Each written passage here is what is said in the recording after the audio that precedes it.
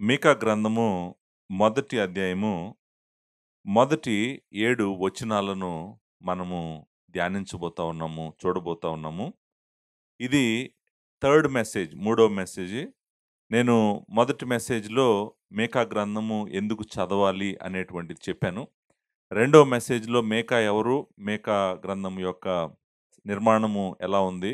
Structure అంటాం గదా! Book ఎలా కన్‌స్ట్రక్ట్ చేయబడింది అనేటువంటిది నేను సెకండ్ మెసేజ్‌లో చెప్పాను. ఈరోజు మనము డైరెక్ట్‌గా మీకా గ్రంథంలోకే వచ్చేసాము. మొదటి అధ్యాయము మొదటి వచనం నుండి ఈ గ్రంథాన్ని చదవటం, ధ్యానించటం, మనము అర్థం జేసుకోవటానికి ప్రతి ప్రయత్నం గూడా మనం చేద్దాం. ఇది పెద్ద పుస్తకమేమి కాదు. మొత్తము 7 అధ్యాయాలే ఉన్నాయి. మీరు మొదటి అధ్యాయం నుంచి జస్ట్ ఒక పేపర్ గనక లెఫ్ట్ సైడ్‌కి తిప్పారంటే, మీరు ఈ బుక్ యొక్క ఎండ్‌కి కూడా వచ్చేస్తారు. 7వ అధ్యాయము 20వ వచనం వరకు మనము ఈ పుస్తకాన్ని చూస్తాం. అంటే 7 చాప్టర్స్ ఉన్నాయి. ఈ 7 చాప్టర్సు మనము ప్రతి మాట, ప్రతి పదము, ప్రతి వచనము జాగ్రత్తగా అర్థం జేసుకోవాలి. సో, నేను ఈ వచనాల్లోకి వెళ్ళటానికి ముందు 2, 3 ఇంట్రడక్టరీ రిమార్క్స్ లాగా చేయాలనుకుంటున్నాను. ఈ బుక్ గురించి. మొట్టమొదటిది ఏంటంటే, ఈ గ్రంథము దేవుని బిడ్డలకు రాయబడింది. దేవునితో నిబంధన చేయబడినటువంటి ఇశ్రాయేలీయులకు యూదా వారికి రాయబడినటువంటి గ్రంథము. దేవుడు తాను నిబంధన చేసినటువంటి మనుషులతో మాట్లాడుతా ఉన్నాడు. దీంట్లో మనం పుస్తకం చదువుతా ఉంటే చాలా విషయాలు మనము డైరెక్ట్‌గా కనెక్ట్ అయినటువంటి విషయాలు కాదవి.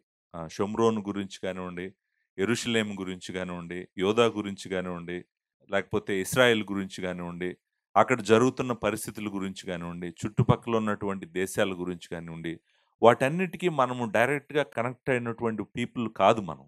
మనము కొత్త నిబంధన విశ్వాసులము. మనము క్రీస్తులో రక్షించబడినటువంటి విశ్వాసులము. సో, ఇది మనం ఎలా అర్థం చేసుకోవాలనేటువంటిది మీరు జాగ్రత్తగా ఆలోచించండి. ఎందుకంటే నేను ఈ మాటలు ఎందుకు చెప్తున్నానంటే, ప్రతి దాంట్లో మనమున్నామని, ప్రతిదీ మనకే సంబంధించిందని మీరు అనుకుంటారేమోనని చెప్తున్నాను. డైరెక్ట్‌గా మనము అక్కడ లేకపోయినప్పటికీ, డైరెక్ట్‌గా ఆ హిస్టరీలో మనము లేనప్పటికీ, ఇది 8దో శతాబ్దంలో జరిగినటువంటి సంఘటనలివి. మీరు ఏ శతాబ్దపు ప్రవక్త ఈయన అని తెలుసుకోవాలనుకుంటే, ముందు 2 మెసేజెస్ వింటే మీకు అర్థమవుతాయి. సో, దీనికొక హిస్టారికల్ కాంటెక్స్ట్ ఉంది. అంటే హిస్టరీ ఉంది దీని వెనకాల. ప్రతి వచనానికి వెనకాల ఒక సందర్భం ఉంది. ఆ హిస్టారికల్ సందర్భం ఏంటి అనేటువంటిది మనం తెలుసుకోవటం గూడా మనకి ఇంపార్టెంట్. మరి వెంటనే ఇది నేనన్నట్టుగా దేవుడు తాను నిబంధన చేసినటువంటి ఇశ్రాయేలీయులతో, భూమి మీదనున్న సమస్త జనుల్లో నుండి దేవుడు ఏర్పరచుకున్నటువంటి తన ప్రజలతో ఆయన మాట్లాడుతున్నటువంటి మాటలివి. సో, అయితే మరి సంఘంగా, చర్చ్‌గా మనమెందుకు చదవాలి? మనమెందుకు చదవాలో నేను ఫస్ట్ మెసేజ్‌లో చెప్పాను. 10 పాయింట్లు చెప్పాను. సో, మీకా గ్రంథంలో లార్డ్ జీసస్ క్రైస్ట్ ఉన్నాడు. మీకా గ్రంథంలో లార్డ్ జీసస్ క్రైస్ట్ యొక్క ఫస్ట్ కమింగ్ ఉంది. ఆల్సో సెకండ్ కమింగ్ గూడా ఉంది. సో, అల్టిమేట్‌లీ వీళ్ళని నిజంగా విమోచించి, వీళ్ళని పునరుద్ధరించగలిగిన వాడు దేవుడొక్కడే. సో, ఆఖరికి వీళ్ళకి, మనకి టైట్ కనెక్షన్ ఉంది. మళ్ళా లార్డ్ జీసస్ క్రైస్ట్ దగ్గరికొచ్చేటప్పటికే మనము, వీళ్ళము అందరం గూడా చాలా దగ్గరగా కనెక్ట్ అయి ఉంటాం. కాబట్టి మనము ఈ గ్రంథము చదవాలి. అంతేకాదు ఈ గ్రంథం ఎందుకు చదవాలంటే, నేను ఇంకొక ప్రాముఖ్యమైన విషయం చెప్పి నేను ముందుకు వెళ్తాను. ఈ గ్రంథం చదువుతున్నంత సేపు గూడా మనకు దేవుడెవరో తెలుస్తారు. నేననుకుంటాను ఆ ఒక్క కారణం చేత మనం పాత నిబంధన గ్రంథం చదవాలి. మన దేవుడెవరు? ఆయన మనస్సు ఏంటి? ఆయన సంకల్పం ఏంటి? ఆయన ఆలోచన విధానం ఏంటి? ఆయన శక్తి ఏంటి? అసలు ఎవరు ఆయన అని నువ్వు తెలుసుకోవాలంటే, నువ్వు మీకా గ్రంథము చదవాల్సిందే. మీకా గ్రంథం చదువుతుంటే దేవుని యొక్క హృదయాన్ని నువ్వు చూస్తావు. ఆయన హృదయం ఓపెన్ చేసి చూపిస్తుంటాడు మనకి. సో, మనం ఈ మీకా గ్రంథం చదువుతున్నప్పుడల్లా గూడా చూస్తాం. అంతేకాదు మనిషి ఎవరు అనేటువంటిది. నిజానికి ఎంతో కృమ్మరించబడినటువంటి ఇశ్రాయేలీయులు కృపకు యోగ్యులు కాదు. కానీ దేవుడు ఎంతో కృప వారి మీద కుమ్మరించాడు. కుమ్మరించినప్పటికి కూడా దేవుని కృపను తిరస్కరించి బ్రతుకుతున్నటువంటి ఇశ్రాయేలీయుల జీవితాలను మనం చూసినప్పుడు మనకనిపిస్తదేంటంటే, ఏంటిది? నిజంగా మనిషి ఇలా ఉన్నాడా? మనిషి ఇలా ఉంటాడా? అనేటువంటిది మనకు అర్థమవుతుంది. నిజానికి అదంతా మనకు ఎలా సహాయపడతదంటే, మనల్ని మనమే చూసుకుంటాం. ఒక అద్దంలో చూస్తున్నట్టు ఉంటది మన జీవితాలు. మన జీవితాలు గూడా అలానే ఉన్నాయి గదా! మనం గూడా అలానే ఉన్నాం గదా! సో, మనము వాళ్ళ గురించి చదువుతున్నట్టు అనిపిస్తుంటది గానీ, నిజానికి మనమెవరో మనకు తెలుస్తా ఉంటది ఈ గ్రంథంలో నుంచి వెళ్తా ఉన్నప్పుడు. సో, కాబట్టి ఇంకొకటేంటంటే దేవుని సంకల్పం గూడా ఉంది దీంట్లో. దేవుడు ఆయన ప్రణాళికను ముందుకెలా తీసుకెళ్తా ఉన్నాడు. మనము లార్డ్ జీసస్ క్రైస్ట్ యొక్క బర్త్ గురించి 5వ అధ్యాయంలో చదువుతాము. సో, లార్డ్ జీసస్ క్రైస్ట్ ఎందుకొస్తున్నాడు? వీళ్ళకి కాపరిగా ఎందుకు ఆయన రాబోతా ఉన్నాడు? లేకపోతే రాజుగా ఎందుకు రాబోతా ఉన్నాడు? ఏం జరుగుతుంది? దేవుడు వీళ్ళు పాపం చేసినప్పుడు విడిచిపెట్టకుండా ఆయన సంకల్పాన్ని ముందుకు తీసుకెళ్తున్నాడు. ఎలా తీసుకెళ్తున్నాడు అనేటువంటిది గూడా మనము మేకా గ్రంథము చదువుతున్నప్పుడు మనకి అర్థమవుతుందనమాట. సో, దయచేసి మీరు మేకా గ్రంథం చదువుతున్నప్పుడు దేవుడితో నిబంధన చేయబడినటువంటి వ్యక్తులతో దేవుడు మాట్లాడుతున్నాడు. కానీ మనము గూడా దీనికి కనెక్టెడే. ఎలా కనెక్ట్ అనేటువంటిది గూడా మీకు పుస్తకం చదువుతూ వెళ్తున్నప్పుడు మీకు అర్థమవుతుంది. కాకపోతే జాగ్రత్తగా మీరు నేర్చుకునేటప్పుడు ప్రతిదీ నాకు సంబంధించింది అని మీరు అనుకోవటానికి లేదు. మనము చర్చ్‌లో ఉన్నాము. మనం ఇశ్రాయేలీయులం కాదు. మనము ఏ విధమైనటువంటి యెరూషలేం వెళ్లి ఆరాధన చేయట్లేదు. లేకపోతే షోమ్రోన్‌కి మనకు ఏ సంబంధం లేదు. సో, ఇవన్నీ మీరు ఆ డిఫరెన్సెస్ అంటాం గదా! సిమిలారిటీస్ కాకుండా డిఫరెన్సెస్ గూడా చాలా ఎక్కువున్నాయి. అవి గూడా మీరు తెలుసుకోవటం నేను ప్రాముఖ్యమని నమ్ముతా ఉన్నాను. రెండవ ఇంట్రడక్టరీ రిమార్క్ ఏంటంటే, మొత్తం 7 అధ్యాయాలున్నాయి గదా! 7 చాప్టర్స్ ఉన్నాయి గదా! ఈ 7 చాప్టర్స్‌లో ఈ 7 చాప్టర్స్‌ని మనము 3 పార్ట్స్‌గా డివైడ్ చేయొచ్చు. 3 భాగాలుగా డివైడ్ చేయొచ్చు. ఆ 3 భాగాలు ఎలా డివైడ్ చేసినట్టు మనకు కనిపిస్తా ఉంటదంటే, మొదటి 2 అధ్యాయాలు ఒక పార్ట్. ఫస్ట్ 2 చాప్టర్స్ మొదటి భాగము. రెండో భాగము మూడో అధ్యాయము, నాలుగో అధ్యాయము, ఐదో అధ్యాయము. ఇది సెకండ్ పార్ట్. మూడవ పార్టు ఆరో అధ్యాయము, ఏడో అధ్యాయము. ఇది మూడో పార్ట్. సో, మనము ఈ బుక్‌ని 3 సెపరేట్ పార్ట్స్‌లో చూస్తాము. నిజానికి 3 ప్రాఫెటిక్ మెసేజెస్ ఇవి. మొదటి ప్రాఫెటిక్ మెసేజ్ మొదటి 2 అధ్యాయాల్లో ఉంది. రెండవ ప్రాఫెటిక్ మెసేజ్ 3, 4, 5 అధ్యాయాల్లో ఉంది. థర్డ్ ప్రాఫెటిక్ మెసేజ్ లాస్ట్ చాప్టర్స్‌లో 6థ్ అండ్ 7థ్ చాప్టర్‌లో ఉందన్నమాట. మీకు ప్రతి మెసేజ్ గూడా ఆలకించుము అనే మాట మనకి కనిపిస్తా ఉంటది. సో, మొదటి అధ్యాయం 2వ వచనంలో ఈ మాట ఉంటది. సకల జనులారా ఆలకించుడి అనే మాట ఉంటది. హియర్ అనేటువంటి మాట అంటాం గదా! ఆలకించుడి అని మొదలవుతుంది. సో, ఆ మొదలైంది 2:13 వరకు ఎళ్తదనమాట. సో, మొదట్లో మొదలైనటువంటి ఆ ప్రవచనము 2:13 వరకు ఎళ్లి ఆగుతదనమాట. తర్వాత రెండోది మనము మూడో అధ్యాయం మొదటి వచనంలో చూస్తాము. ఏమనంటే యాకోబు సంతతి యొక్క ప్రధానులారా, ఇశ్రాయేలీయుల అధిపతులారా ఆలకించుడి అనే మాట ఉంటదనమాట. Second time he is calling them and he is delivering a prophetic message. So, నేను మొదటి 2 అధ్యాయాలు వేరు, మూడో అధ్యాయం నుంచి వేరు అని ఎందుకు చెప్తున్నానంటే, ఇదిగోండి మార్కర్ ఇక్కడ కనిపిస్తుంది మనకి. మూడో అధ్యాయము, నాలుగో అధ్యాయము, తర్వాత ఐదో అధ్యాయము. ఆరో అధ్యాయము మొదటి వచనానికొచ్చారనుకోండి, అంటే ఇప్పుడు 3 అయిపోయింది, 4 అయిపోయింది, 5 అయిపోయింది. ఆరో అధ్యాయం మొదటికొచ్చేటప్పటికి మీరు చూడండి. యెహోవా సెలవిచ్చు మాట ఆలకించుడి అని ఉంది గదండీ! ఈ 3 ఆలకించుడిలు మనకి సెపరేట్ చేస్తున్నాయి ఈ బుక్‌ని గూడా. ఈ బుక్‌ని కేర్‌ఫుల్‌గా మనం చదివితే గనక, ఓహ్! 3 పార్ట్స్‌లో ఉంది. 3 మెసేజెస్ డెలివర్ చేసాడు ఆయన ప్రవక్త అయినటువంటి మీకా అని మనకి అర్థమవుతుందనమాట. నంబర్ 2 ఇంకొక మాట గూడా ఏంటంటే, సరే పాస్టర్ గారు 3 పార్ట్‌లో ఈ పుస్తకం 7 అధ్యాయాలు ఉందని నాకు అర్థమైంది. కానీ మొదటి పార్ట్ అసలు విషయం ఏంటి? రెండో పార్ట్‌లో ఉన్న విషయం ఏంటి? మూడో పార్ట్‌లో ఉన్న విషయం ఏంటి? ఏంటి అసలు 3 పార్ట్‌లుగా దీన్ని డెలివర్ చేయటానికి మేకా యొక్క ఉద్దేశ్యం ఏంటి? ఆన్సర్ ఏంటంటే 3 పార్ట్‌ల్లో గూడా మనము ఇశ్రాయేలీయులు పాపం చేయటం చూస్తాము. పాపం చేసినప్పుడు దేవుడు తీర్పు తీర్చడం చూస్తాము.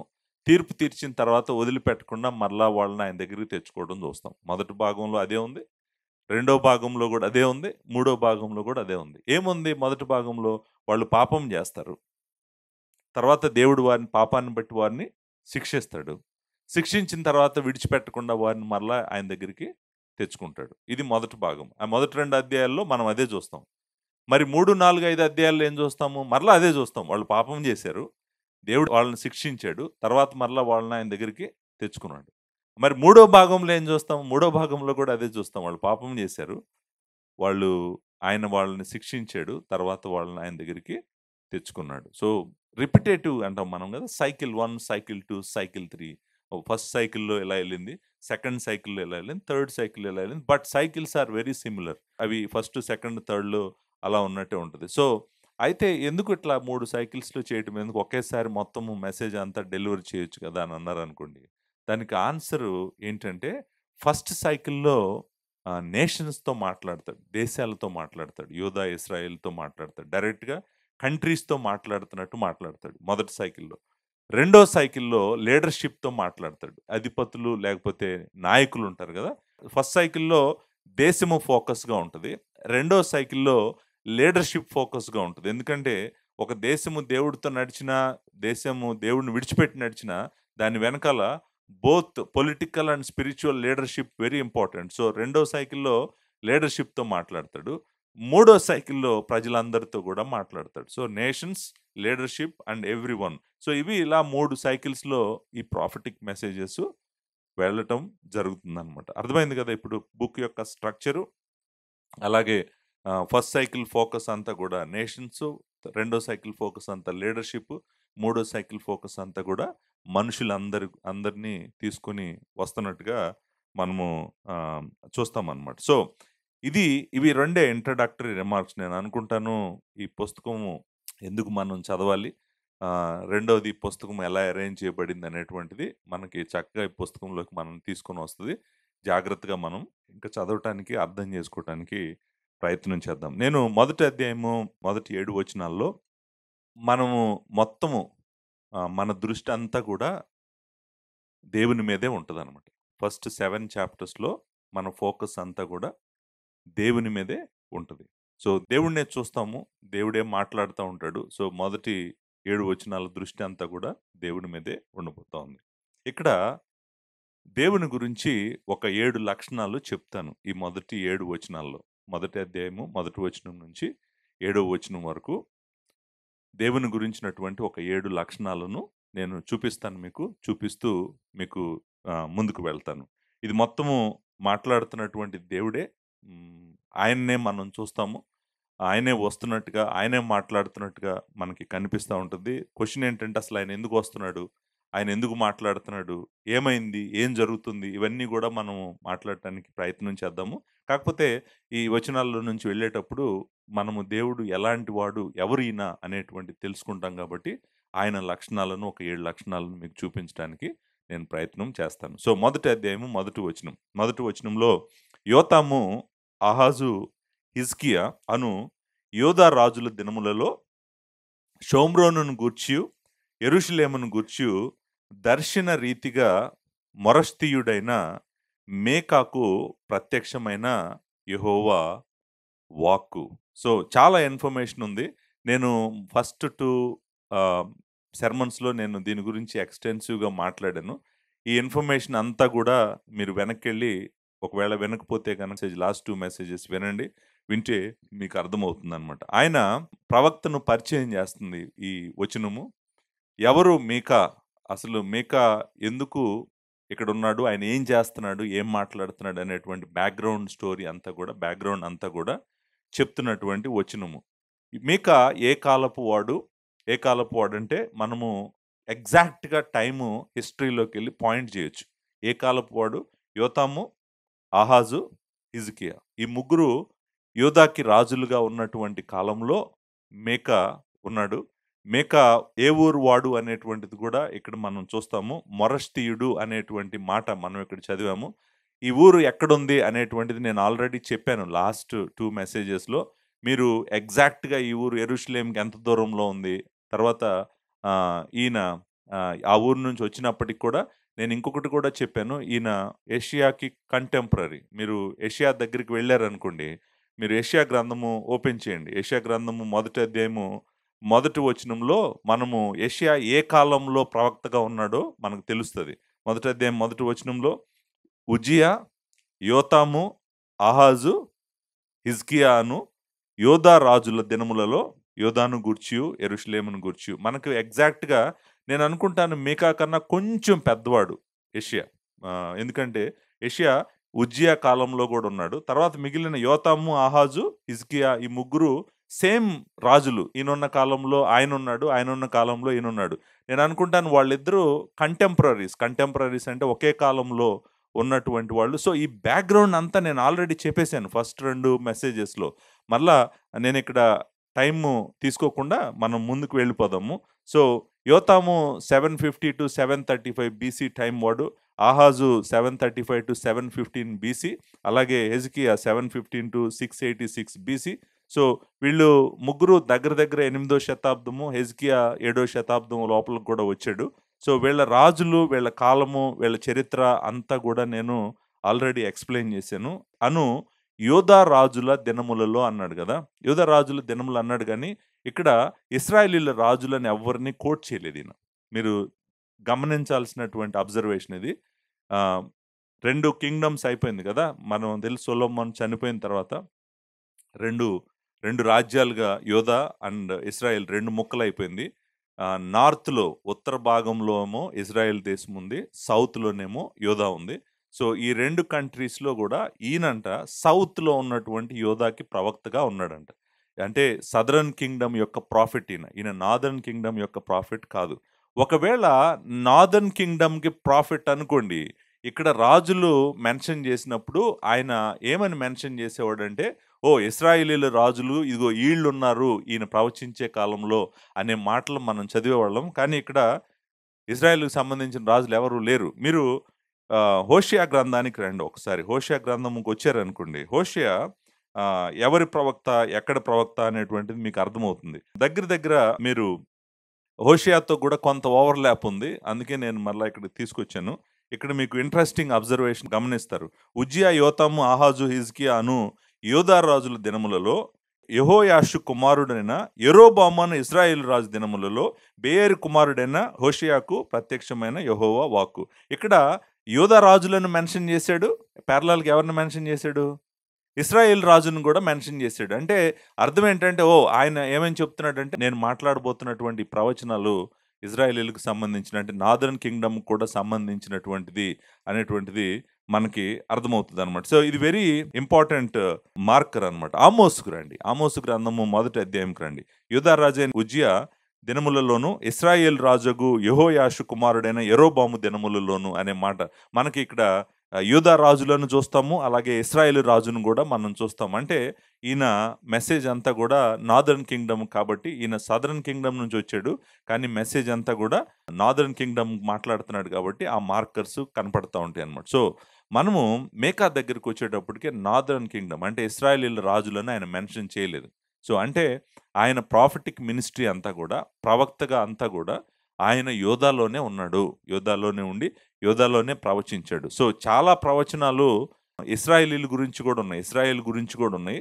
యోధా గురించి మాత్రమే కాదు. యోధాని, ఇశ్రాయేల్ ఇద్దరి గురించి మాట్లాడతాడు నిజానికి మీకా.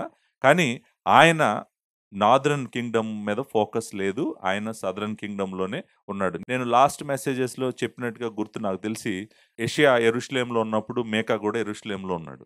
యెషయాకి, మీకాకి ఉన్న తేడా ఏంటంటే, యెషయాకి డైరెక్ట్‌గా ఆహ్, ఏమంటారు, ఆ కింగ్డమ్‌ని రూల్ చేసే కింగ్స్‌కి యాక్సెస్ ఉంది. వెరీ పవర్‌ఫుల్ కనెక్షన్స్ ఉన్నట్టుగా మనం యెషయాకి చూస్తాం. కానీ మీకాకి అలాంటి కనెక్షన్స్ ఏమీ ఉన్నట్టుగా లేవు. మీకా నిజంగా చాలా ధైర్యవంతుడు. నేను అనుకున్నాను మీకా గురించి మాట్లాడుతున్నప్పుడు, ఎక్కడో ఒక పల్లెటూరు నుంచి లేకపోతే ఎక్కడో తెలియని ఒక ఊరు నుంచి వచ్చి యెరూషలేముకొచ్చి, యెరూషలేం మధ్యలో నుంచొని కింగ్డమ్‌ని నడిపిస్తున్న రాజుల మీద దేవుడు చెప్పమన్నాడని చెప్తున్నాడంటే ఎంత ధైర్యం ఉండాలండి. యెరూషలేంలో నడుస్తూ, క్యాపిటల్ సిటీలో నడుస్తూ, క్యాపిటల్ సిటీ గురించి, లేకపోతే ఇశ్రాయేలీయుల గురించి, యోధా వారి గురించి, వారు చేస్తున్న పాపం గురించి దేవుడు ఇలా చెప్తున్నాడు అని చెప్పటానికి చాలా ధైర్యం కావాలి. నిజానికి ఎందుకంటే ఆయనకి ఏ ప్రొటెక్షన్ లేదు, ఏ లింక్స్ లేవు. కానీ చాలా ధైర్యంగా దేవుని వాక్యాన్ని ప్రకటించినటువంటి వాడిగా మనము మీకా గ్రంథంలో మీకాని చూస్తాం. సో, ఇది హిస్టారికల్ బ్యాక్‌గ్రౌండ్. అంటే మీరు చరిత్ర చదవాలనుకుంటే గనక దయచేసి నేను మిగిలిన 2 మెసేజెస్ మీరు వినండి. సో, ఎవరి గురించిన మెసేజ్ ఇది? ఎవరి గురించిన మెసేజ్ అంటే, షోమ్రోను గూర్చినది, యెరూషలేము గూర్చినది అన్నాడు కదా! ఏమన్నాడు? ఎవరి గురించి చెప్తున్నాడంటే ఈ మెసేజ్ అంతా కూడా? షోమ్రోను. మనందరికి తెలుసు సమేరియా అంటాం ఇంగ్లీష్‌లో. షోమ్రోను నార్త్ క్యాపిటల్. నార్త్ క్యాపిటల్ అంటే ఇశ్రాయేల్‌కి క్యాపిటల్. షోమ్రోను పెద్ద దూరం గాదు. షెకెము నుంచి నాకు తెలిసి ఒక 10 కిలోమీటర్లు గూడా ఉండదు. నార్త్ వెస్ట్‌లో ఉంటది షెకెము నుంచి. సో, ఈ సిటీ గురించి నేను ఆమోస్‌లో చాలా ఎక్స్‌టెన్సివ్‌గా మాట్లాడాను. మీరు ఒకవేళ ఆమోస్ గ్రంథం వింటే గనక షోమ్రోను గురించి మీరు ఎక్కువ తెలుసుకోగలుగుతారు. షోమ్రోను క్యాపిటల్ సిటీ అనేటువంటిది మీరు గుర్తుపెట్టుకోండి. అలానే యెరూషలేము యూదాకి capital city. So, 2 capital cities సంబంధించిన అంటే బేసికల్‌గా ఆయన చెప్పాలనుకున్నదేంటంటే 2 నేషన్స్ క్యాపిటల్ సిటీ గురించి మాట్లాడటం మాత్రమే గాదు. 2 రాజ్యాల గురించి మాట్లాడమని దేవుడు ఈయనకు దర్శన రీతిగా మెసేజ్‌ని పంపించాడు దేవుడు. పంపించినటువంటి దేవుడు మరి ఈయన వచ్చి దాన్ని డెలివర్ చేసినట్టుగా మనం చూస్తాం. సో, దర్శన రీతిగా మొరష్తీయుడైన మీకాకు ప్రత్యక్షమైన యెహోవా వాక్కు. సో, చూడండి ఈయన తనంతట తాను నేను యెహోవా ప్రవక్తను అని చెప్పుకొని వచ్చినటువంటి వ్యక్తి కాదు. దేవుడే ఈయనకు తన వర్తమానం ఇచ్చి, తన ప్రత్యక్షతనిచ్చి పంపించాడు దేవుడు. నువ్వెళ్ళి మాట్లాడు. నా తరపున నేను పంపిస్తున్నాను. నువ్వెళ్ళి మాట్లాడు అన్నప్పుడు మీకా వచ్చి మాట్లాడినట్టుగా మనం చూస్తాం. సో, మనకి మొదటి వచనంలో దయచేసి మీరు అర్థం చేసుకోవాల్సిందేంటంటే, ఈ హిస్టారికల్ బ్యాక్‌గ్రౌండ్ ఇదంతా గూడా ఇంపార్టెంటే గానీ, మొదటి వచనంలో మీరు, నేను అర్థం చేసుకోవాల్సినటువంటి విషయం ఏంటంటే, మన దేవుడు ఎవరు అనేటువంటి మాట. యెహోవా అనే మాట ఉంది గదండీ! మొదటి వచనంలో. యెహోవా వాక్కు అనే మాట కూడా ఉంది మనం. The word of the lord అంటాం మనం ఇంగ్లీష్‌లో. So, the word of the lord అంటే మీరు ఫస్ట్ మన దేవుడి గురించి నేను చెప్పబోయే 7 లక్షణాల్లో మొట్టమొదటి లక్షణం మీరు నేర్చుకునేదేంటంటే, మన దేవుడు మాట్లాడే దేవుడు. ఆయన సైలెంట్‌గా ఉండడు. ఎవరు ఏం జేస్తున్నా, ఎవరి జీవితాల్లో ఏం జరుగుతున్నా, యెరూషలేములో ఏం జరుగుతున్నా, షోమ్రోనులో ఏం జరుగుతున్నా, తన బిడ్డలు వాళ్ళ ఇష్టానుసారంగా చేస్తున్నప్పుడు, ఆయన నిశ్శబ్దంగా ఉండేటువంటి దేవుడు కాదు. ఆయన మాట్లాడే దేవుడు. ఎలా మాట్లాడుతున్నాడు? తన ప్రవక్తకు ప్రత్యక్షతనిచ్చాడు. ప్రత్యక్షతనిచ్చి, ఆ దర్శన రీతిగా అనే మాట ఉంది గదండీ! ఆయన నిజానికి మీకా చూసాడు. మీకా చూస్తూ ఆయన అంటున్నాడు, మాట్లాడుతున్నాడు. యెహోవా తరపున మాట్లాడుతున్నాడు. సో, మనము మొదటి వచనంలో మన దేవుడిని ఎలా చూస్తామంటే, దేవుడు ఆత్మైనటువంటి దేవుడు, ఈ సర్వ సృష్టి వెనకాల ఉన్నటువంటి దేవుడు, ఇశ్రాయేలీయులను ఏర్పరచుకున్న దేవుడు, ఆయన సైలెంట్‌గా లేడు. మొత్తం అన్నీ గమనిస్తున్నాడు. అన్నీ చూస్తున్నాడు. పరిస్థితులను చూస్తున్నాడు. ఆ దేశాన్ని చూస్తున్నాడు. చుట్టుపక్కల దేశాలనన్నిటిని చూస్తున్నాడు. ఆయన భూమిని చూస్తున్నాడు. చూస్తూ ఆయన మెదలకుండా లేడంట. ఆయన ఒక ప్రవక్తను లేపాడు. ఆ ప్రవక్త లేచి యెహోవా చెప్పినటువంటి వాక్కును తీసుకొని బయలుదేరాడు. ప్రకటించడానికి బయలుదేరాడు. సో, మొట్టమొదటిది మన దేవుడి గురించి మీరెప్పుడు యెహోవా వాక్కు అనే మాట మీకు తెలియగానే గుర్తుపెట్టుకోండి. దాని అర్థము ప్రత్యక్షత లేకపోతే యెహోవా వాక్కు అంటే అర్థము దేవుడే మాట్లాడుతున్నాడు. ఇప్పుడు మాట్లాడుతున్న ప్రవక్త గాదు. ఈ ప్రవక్త మాటలు గాదు, మనిషి మాటలు గాదు. మనం మాట్లాడుతుందేంటంటే దేవుని మాటలు మనం వినబోతా ఉన్నాము. దేవుడే మనతో మాట్లాడబోతా ఉన్నాడు. సో, ఈ మాట ఎందుకు ఇంపార్టెంటో చెప్తాను. మీరు జాగ్రత్తగా వినండి. అంటే యెహోవా మాట్లాడువాడు అనే మాట ఎందుకు ఇంపార్టెంటో చెప్తాను. యెహోవా మాట్లాడువాడు కాబట్టే, యెహోవా మాట్లాడుతున్నాడు కాబట్టే, మనము మొదటి అధ్యాయం 2వ వచనం నుంచి 7వ అధ్యాయము 20వ వచనం వరకు చదవాలి. జాగ్రత్తగా చదవాలి. ఎందుకని? ఇది యెహోవా వాక్కు కాబట్టి. ఇది దేవుని వాక్యము కాబట్టి. దేవుడు మాట్లాడుతున్నాడు కాబట్టి, దేవుడు మాట్లాడుతున్నప్పుడు ఆయన స్వరమునకు మనము ఏమాత్రం రెస్పెక్ట్ ఇవ్వకుండా మన ఇష్టం వచ్చినట్టు తిరగటానికి కుదరదు. సో, ఆయన మాట్లాడుతున్నప్పుడు మనము ఆయన మాట వినాలి. అటెంటివ్‌గా వినాలి. కేర్‌ఫుల్‌గా వినాలి. చదవాలి. చదివి జాగ్రత్తగా అర్థం చేసుకొని, ఓహ్! ఇది దేవుని వాక్కు. నేను పాస్టర్ గారు చెప్తున్నటువంటి మీకా గ్రంథము మనుషుల మాటలు కాదు. ఆయన మాటలు కాదు. ఆయన జ్ఞానం గురించి చెప్పట్లేదు. ఇది దేవుడు డైరెక్ట్‌గా మాట్లాడుతున్నటువంటి మాట. ఆ మాటను పాస్టర్ గారు వివరిస్తున్నారు గానీ, ఇది మనుషుల మాటలు కాదు అనే విధంగా మీరు ఈ గ్రంథాన్ని చదవాలి. ఈ గ్రంథాన్ని వినాలి. సో, మొట్టమొదటి లక్షణము మన దేవుడు మాట్లాడే దేవుడు. మాట్లాడాడు కాబట్టే మన దగ్గర దేవుని వాక్యము ఉంది. ఆయన మాట్లాడకుండా ఉన్నాడనుకోండి, నిశ్శబ్దంగా ఉన్నాడనుకోండి, ఆయన నిశ్శబ్దంగా ఉంటే మీరెప్పుడు ఆయన్ని తెలుసుకోలేరు. హ్మ్. మీరు ఆకాశం వైపు చూసి ఎంత తెలుసుకోగలరు మీరు ఆయన గురించి? ఆయన చాలా శక్తి గలవాడని తెలుసుకోగలరు. ఆయనకు నిత్య శక్తి ఉందని, దేవత్వం ఉందని తెలుసుకోగలరు ఆకాశం వైపు చూసి. మీరు మరి ఇంకా ఏం తెలుసుకోగలరు ఆయన గురించి? ఆయన మాట్లాడకపోతే?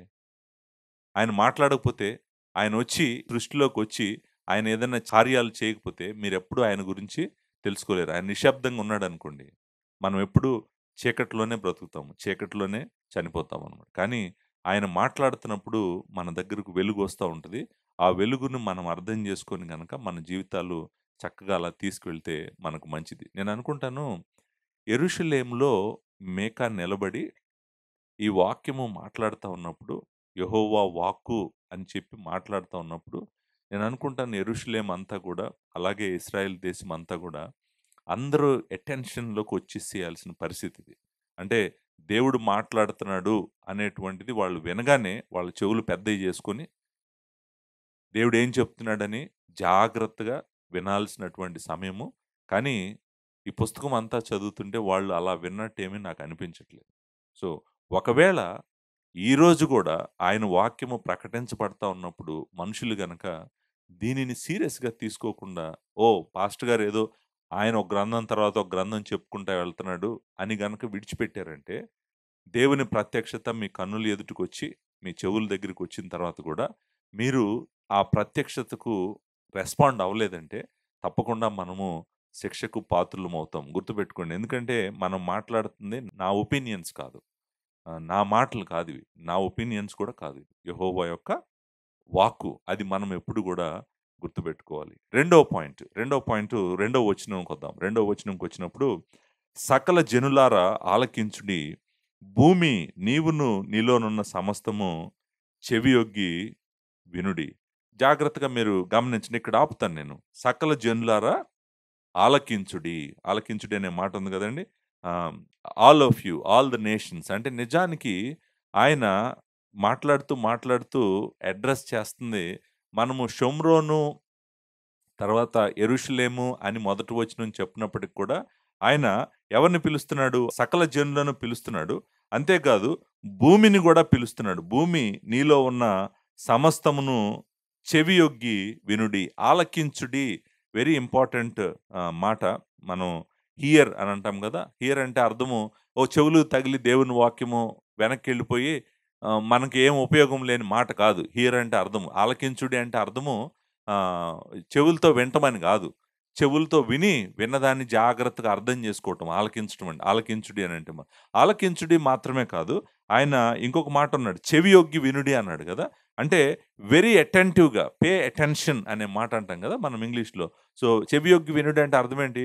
నీ ఫుల్ అన్‌డివైడెడ్ హార్ట్‌తో, నీ మనసుతో నువ్వు ఏం మాట్లాడుతున్నాడో దేవుడు నువ్వు వినాలని కోరుకుంటా ఉన్నాడు. ఆయన సకల జనులను పిలుస్తున్నాడు. All people of the earth. భూమిని గూడా పిలుస్తున్నాడు. భూమిలో ఉన్న సమస్తాన్ని గూడా ఆయన పిలుస్తూ ఉన్నాడనమాట. పిలుస్తా ఉన్నాడు. ఆయన మాట్లాడటానికి ముందు అందరిని పిలుస్తా ఉన్నాడు. మనము వెంటనే మీకు యెషయా గ్రంథం గుర్తొస్తది. చాలా చోట్ల గుర్తొస్తది. దేవుడేమంటాడంటే, ఆయన తన ప్రజలతో మాట్లాడబోయిన ప్రతిసారి గూడా ఆకాశమును, భూమిని పిలుస్తాడు. మీరు మీరు గమనించారో లేదో, మీరు యెషయా గ్రంథంకి ఒకసారి రండి. యెషయా గ్రంథంలో గూడా ఇదే మాటను మనం చూస్తాం. యెషయా గ్రంథము మొదటి అధ్యాయం రెండో వచనమే. ఇక్కడ ఎలాగైతే మొదటి అధ్యాయం రెండో వచనంలో ఉన్నామో, అక్కడ కూడా మొదటి అధ్యాయము రెండో వచనంలోనే. యెషయా గ్రంథం మొదటి అధ్యాయం రెండో వచనం ఏముంటది? యెహోవా మాట్లాడుచున్నాడు. ఆకాశమా ఆలకించుము, భూమి చెవియొగ్గుము. సో, ఆయన అడ్రెస్ చేస్తుంది అసలు అంటే మీరు మీరు గమనించండి. నా అబ్జర్వేషన్ ఏంటంటే, ఆయన భూమిని, ఆకాశాన్ని పిలుస్తున్నాడు. భూమిని పిలుస్తున్నాడు. భూమిలో ఉన్న సమస్తాన్ని పిలుస్తున్నాడు. అందరిని పిలుస్తున్నాడు. ఏదో మాట్లాడబోతున్నాడు ఆయన. ఆయన మాట్లాడబోతున్నాడు, చెప్పబోతున్నాడు. చెప్పటానికి ముందు వీళ్ళని పిలుస్తున్నాడు. వీళ్ళని పిలుస్తూ సమస్త జనులను మరి ఆయన అడ్రెస్ చేస్తా ఉన్నాడు. సో, నాకు ఎందుకు పిలుస్తున్నాడు? అసలేం జరుగుతుంది ఇక్కడ అనేటువంటిది నేను చెప్తాను గానీ, నాకు దేవుని గురించినటువంటి రెండో లక్షణం నాకేమర్థమైందంటే, ఈయన సకల జనులకు దేవుడు. ఈయన రెండో పాయింట్ మీరు రాసుకోవాల్సిందేంటంటే, మొట్టమొదటిది ఈయన మాట్లాడే దేవుడైతే, రెండోది ఈయనేంటి? సకల జనులకు దేవుడు. ఈయన ఆకాశమునకు దేవుడు, ఈయన భూమికి దేవుడు. ఏదో ఒక దేశంలో ఆరాధించబడుతున్నటువంటి లోకల్ గాడ్ గాదీయన. లోకల్ గాడ్ గాదు, లోకల్ దేవుడు గాదు. అంటే ఏదో ఇశ్రాయేలీయులు ఆరాధన చేసుకుంటారు. కాబట్టి ఈయన ఇశ్రాయేలీయుల దేవుడు. మన దేశంలో వేరే దేవుళ్ళున్నారు, వేరే దేవతలున్నారు అలా కాదు. ఈయన భూమి మీదనున్న సమస్త జనులకు, భూమికి, ఆకాశముకు, సమస్తమునకు కూడా ఈయన దేవుడు అనేటువంటిది మనం గుర్తుపెట్టుకోవాలి. ఆయన అందరిని పిలుస్తున్నాడు. అందరిని రమ్మని చెప్తున్నాడు. అందరిని చెవియొగ్గమంటున్నాడు. అందరిని వినమంటున్నాడు. సో, ఆయన స్కోపు ఆయన మాట్లాడుతుంది వీళ్ళతో ఒక్కళ్ళతోనే కాదు. వాళ్ళని కూడా పిలుస్తున్నాడు. అందరినీ పిలుస్తున్నాడు. అందరినీ రమ్మంటున్నాడు. అందరినీ వినమంటున్నాడు. జాగ్రత్తగా వినమంటున్నాడు. కాకపోతే ఇక్కడ అందరిని పిలవటం యొక్క దేవుని ఉద్దేశ్యం ఏంటో చెప్తాను. దేవుని ఉద్దేశ్యం ఏంటంటే, ఇశ్రాయేలీయులకు తన నిబంధన ఇచ్చినప్పుడు, దేవుడు ఇశ్రాయేలీయులతో నిబంధన చేసినప్పుడు ఆయన ఏం చేశాడంటే, భూమిని, ఆకాశమును మీకు సాక్ష్యంగా పెడుతున్నాను అంటాడు. అంటే ఎవ్రీ టైమ్ మీరు గనక ఈ నిబంధనను వైలేట్ చేశారంటే ఎవరిని పిలుస్తానన్నాడు? భూమిని, ఆకాశమును పిలుస్తానన్నాడు. సో, ఆయన ఏం చేస్తున్నాడంటే, ఏదైతే చెప్పాడో చేస్తానని అదే చేస్తున్నాడు. చూడండి, ఆయన నేచర్ కూడా చూడండి. మీరు ద్వితీయోపదేశ కాండము ఒకసారి 31వ అధ్యాయంకి వెళ్దాం. ద్వితీయోపదేశ కాండంలో ధర్మశాస్త్రం యొక్క ఎండ్ అనమాట. ధర్మశాస్త్రం యొక్క ఎండ్ లాస్ట్‌లో ఆయన ఒక మాట అంటాడు. 31వ అధ్యాయము 28వ వచనం. మోషే మాట్లాడుతూ, నేను చనిపోయిన తర్వాత మరి నిశ్చయముగా తిరుగుబాటు చేయుదురు కదా! ఏమంటున్నాడు? మీరు తప్పకుండా ఈ నిబంధన మీద తిరుగుబాటు చేస్తారు. దేవుడికి తిరుగుబాటు చేస్తారు. మీ గోత్రములో పెద్దలనందరినీ, మీ నాయకులను నా యొద్దకు పోగు చేయుడి. ఆకాశమును, భూమిని వారి మీద సాక్షులుగా పెట్టి నేను ఈ మాటలను వారి వినికిడిలో చెప్పెదను. సో, ఏంటి, ఆకాశము, భూమిని పిలిచిన ప్రతిసారి ప్రవక్తలు ఎందుకు పిలుస్తున్నారు? సాక్షులు వాళ్ళు. వాళ్ళెవరు? సాక్షులు. వాళ్ళొచ్చి సాక్ష్యం చెప్తారండి. యెస్, మీరు ఇది చేశారా అంటే చేశారు. నిబంధన మీరారా? మీరారు. తిరుగుబాటు చేశారా? తిరుగుబాటు చేశారు. మనం అక్కడికి వస్తున్నాము. బట్ వాళ్ళని ఎందుకు యెషయా పిలిచాడు? యెషయా కూడా పిలిచాడు కదా! యెషయా పిలుస్తున్నాడు. ఇప్పుడు మీకా పిలుస్తున్నాడు. ఎందుకు పిలుస్తున్నారు ప్రవక్తలు? ఎందుకు అంటే, ఆకాశము, భూమిని పిలిస్తే వీళ్ళకేమన్నా అలా పిలవాలా అనే క్వెషన్ వచ్చినప్పుడు మనకు వెంటనే ఏమర్థం అవ్వాలంటే, ఎందుకు పిలుస్తున్నారంటే, దేవుడు ధర్మశాస్త్రమును వాళ్ళకి ఇచ్చినప్పుడు వాటిని సాక్షులుగా వాటికి పెట్టాడు. 32వ అధ్యాయము మొదటి వచనంలో, ఆకాశ మండలము చెవియొగ్గుము, నేను మాట్లాడుదును, భూమండలమా నా నోటి మాట వినుము మొదలుపెట్టాడు. మళ్ళీ వాళ్ళని సాక్షులుగా పెట్టాడు. సాక్షులుగా పెట్టి పిలుస్తా ఉన్నాడు. సో, మీరు అర్థం చేసుకోవాల్సింది ఏంటంటే, వాళ్ళని సాక్షులుగా పిలుస్తున్నాడు ఇక్కడ. ఇక్కడ వాళ్ళు సాక్షులుగా మాత్రమే వస్తున్నారు. సకల జనులను, అన్ని దేశాలను అందరిని పిలుస్తున్నాడు. భూమిని పిలుస్తున్నాడు. నిజానికి అందరూ వినాల్సినటువంటి మాట ఇది. మాట అని కూడా నేను ఆల్రెడీ చెప్పాను. సకల జనులు జాగ్రత్తగా చెవియొగ్గి ఆలకించి వినాల్సినటువంటి మాటలు ఆయన మాట్లాడబోతా ఉన్నాడు. సో, రెండవది మనకిక్కడ అర్థమయ్యేటువంటి పాయింట్ ఏంటంటే, ఆయన సకల జనులకు దేవుడు. ఆయన సకల జనులకు దేవుడు. ఆయన మాట్లాడే దేవుడు మొదటి వచనము. రెండోది, ఆయన సకల జనులకు దేవుడు. మూడో పాయింట్ దగ్గరికొద్దాం. మూడో పాయింట్ అక్కడే ఉంది. రెండో వచనంలోనే ఉంది. ప్రభువగు యెహోవా మీ మీద సాక్ష్యము పలకబోచున్నాడు. మీ మీద సాక్ష్యము పలకబోచున్నాడు. మూడో పాయింట్ చూడండి. దేవుడు సాక్ష్యం పలకటం ఏంటి? మీరు సాక్ష్యము ఇవ్వటానికి వీళ్ళున్నారు గదా! భూమి, ఆకాశము ఉంది గదా! మరలా ఈయన సాక్ష్యము పలకటం ఏంటి?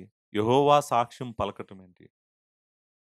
ఆ మాట అక్కడుంది గదా! ప్రభువగు యెహోవా మీ మీద సాక్ష్యము పలకబోతున్నాడు. And let the Lord God be a witness against you అనే మాట మనం చదువుతాం ఇంగ్లీష్ ట్రాన్స్‌లేషన్‌లో. అంటే అర్థం ఏంటంటే, లార్డ్ గాడ్, ప్రభువగు యెహోవా, అదోనై యావే. ప్రభు అనే మాట వెనకాల ఉన్న మాట అదోనై. దాని పక్కన ఉన్న మాట యావే. అదోనై యావే అంటే ప్రభు అయినటువంటి యెహోవా. ప్రభువగు యెహోవా అని తెలుగులో అనువాదం చేశారు కదా! ఆ 2 మాటలు వెనకాల ఉన్నటువంటి మాటలనమాట. అంటే ఆయన సార్వభౌముడైనటువంటి యెహోవా, ప్రభువు అయినటువంటి యెహోవా ఏమంటున్నాడంటే, ఆయన అంటాడు, నేను మీ మీద సాక్ష్యము పలకబోతా ఉన్నాడు. ఇప్పటి వరకు మనకు తెలిసినంత వరకు ఎవరిని పిలిచాడు? సకల జనులను పిలిచాడు. మొదటి వచనంలో షోమ్రోనును, తర్వాత యెరూషలేమును పిలిచాడు. ఇప్పుడు ఎవరి మీద సాక్ష్యం చెప్పబోతున్నాడు ఆయన? సకల జనుల మీద ఆయన సాక్ష్యం చెప్పబోతున్నాడా? లేకపోతే షోమ్రోను, యెరూషలేం మీద ఆయన సాక్ష్యం చెప్పబోతున్నాడా? అయినా కూడా దేవుడు సాక్ష్యం చెప్పడం ఏంటి? దేవుడు న్యాయాధిపతి కదా! దేవుడెవరు? జడ్జి. ఆయన ఎక్కడ కూర్చోవాలి? జడ్జి స్థానంలో కూర్చోవాలి. విట్‌నెస్ స్థానంలో ఎవరుండాలి విట్‌నెస్ దగ్గర? విట్‌నెస్ చెప్పేవాళ్ళు ఉండారు. ఓకే.